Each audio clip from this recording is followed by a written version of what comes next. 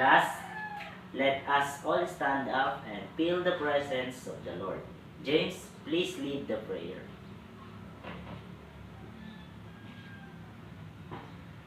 Amen. Good morning, class. Before you take your seat, please pick those stirred pieces of plastic and paper under your chair. Albert, who absent today? Very good. That is good to hear. So, before we start the next lesson, is magkakaroon tayo ng short review about this last discussion. So, ano nga bang pinag-usapan natin last discussion? Yes, Ashley. Fraction. What is fraction? Very good. So, fraction is a way of representing a part of a whole. It consists of two numbers. I repeat that, it consists of two numbers. For example, 3 and 4. So, the numerator is 3, meaning parts are taken. And the denominator is 4, meaning the whole is divided into 4 equal parts. Okay, so 3 less than 4 is equal 1. Okay po. So, si fraction is nagdadagdag ng 2 numbers. Okay po. Okay. Okay, now, let's move to the next discussions. So, today, I would like to discuss about types of fraction. There are 3 types of fractions, mga bata. Ano-ano yon? First one is proper fractions. So, what is proper fractions? Any idea? Yes, Albert. Very good. So, proper fraction daw is a type of fraction where the numerator, so the top number, is less than the denominator. So, the bottom numbers naman siya. This means that the value of the fraction is less than 1. Okay po. For example, 3 and 4. 3, 4. So, the numerator is 3 and the denominator is 4. So, 3 less than 4 is equal 1.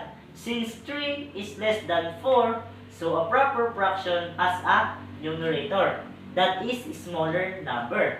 That is denominator. By resulting is in value that is less than 1. For example, 3 less than 4 is equal 1.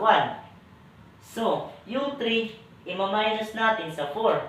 So, lagi nating tatandaan mga bata na ang proper fraction ay laging nasa unahan ang lowest number kaysa sa highest number. Yung 3 and 4, alin nasaan mga bata yung lowest number?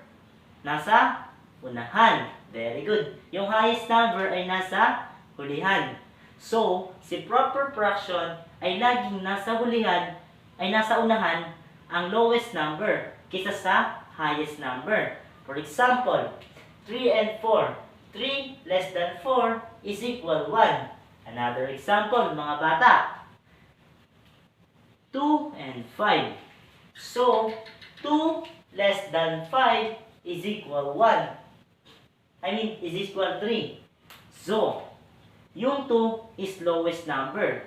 And the 5 is the highest number. So, the 2 is a numerator and the 5 is the denominator. So, yung lowest number is less than 2 highest number. Yung 2 na lowest number less than 5 to the highest number is equal 3. Okay po. Very good. Can you understand, mga bata? Very good. Okay. So, mga bata, lagi natin tatandaan na ang proper fraction ay laging nauuna ang lowest number kaysa sa highest number. Okay po.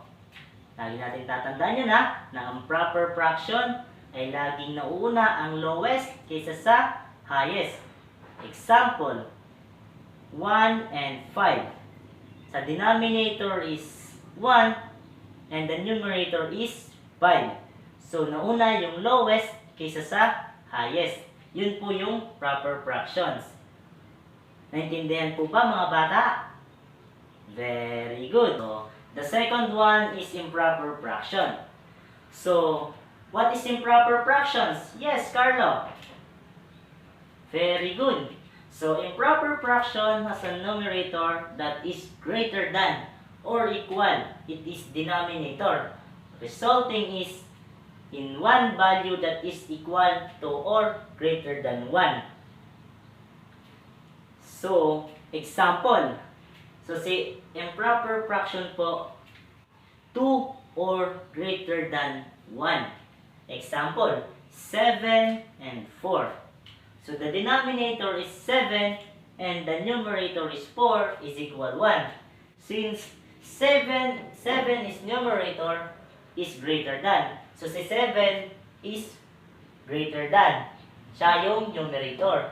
And the denominator is 4 is classified as a improper fractions. Lagi natin tatandaan, nasa unahan ang highest number sa improper fractions, laging nasa unahan ang highest number kaysa sa lowest number. Laging nauuna yung numerator kaysa sa denominator. Naintindihan po ba? Okay. So, since 7 and 7 divided by 4 is equal 1.71. Kasi, is classified an improper fractions. Kasi 7 and 4 classified siya into proper fraction. Improper fraction na. So, 7 divided by 4 is equal 1.71. This means that is fraction. 7 and 4 is equal to 1.71, which is intended greater than 1. Okay po, naiintindihan po mga bata. So, si improper fraction can also be expressed and mixed number. Ginagamit din natin si improper fraction through mixed number. Okay po. For example, is 7 and 4 nga. So, the value, the number in, since 4 into 7, so is equal 3. Paano naging 3? Kasi ganito yan. Remember, 7 minus 4 is equal 3.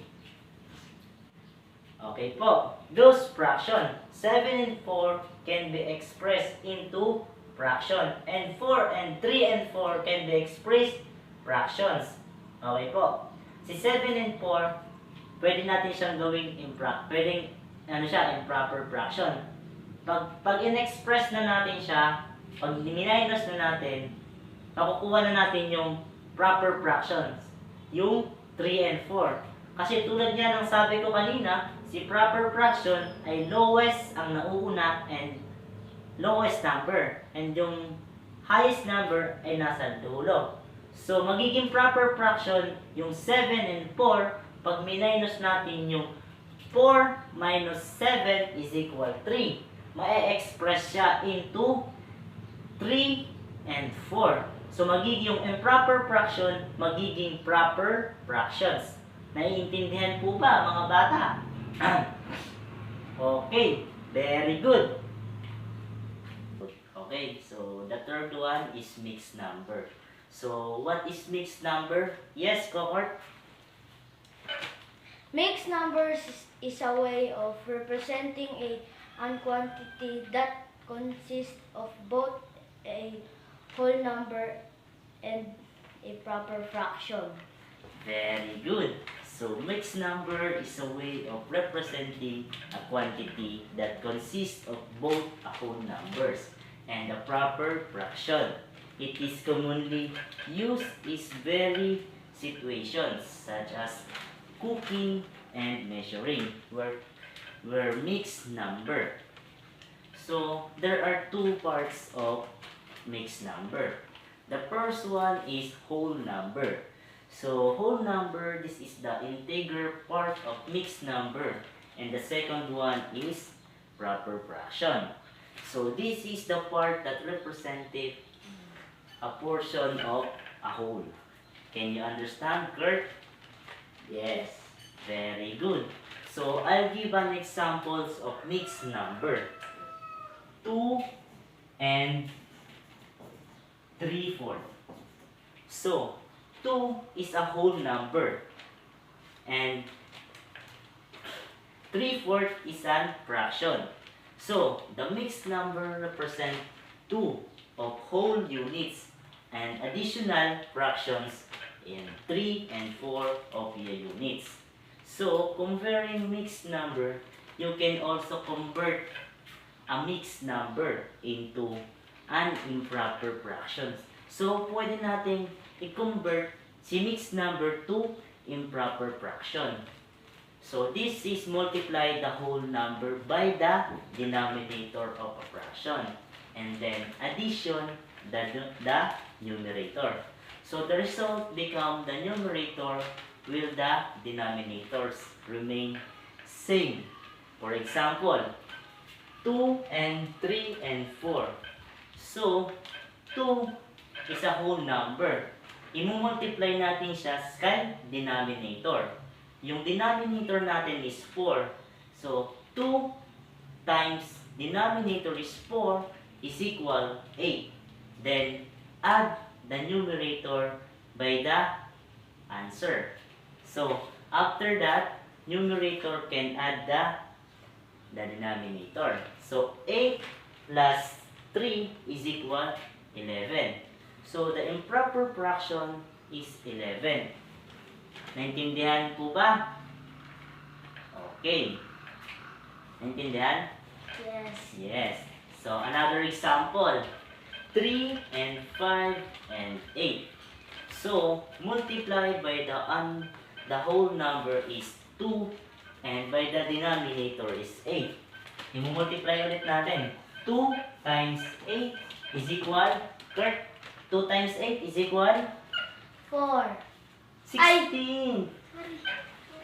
16. Okay, 2 times 8 is equal 16. Then add the numerator. Ano yung numerator natin is 5. Very good. So the numerator is 5. That's 16 plus 5 is equal 16 plus 5 is equal, Kurt, 20. 21. Very good, 21. So, the improper fraction is 21.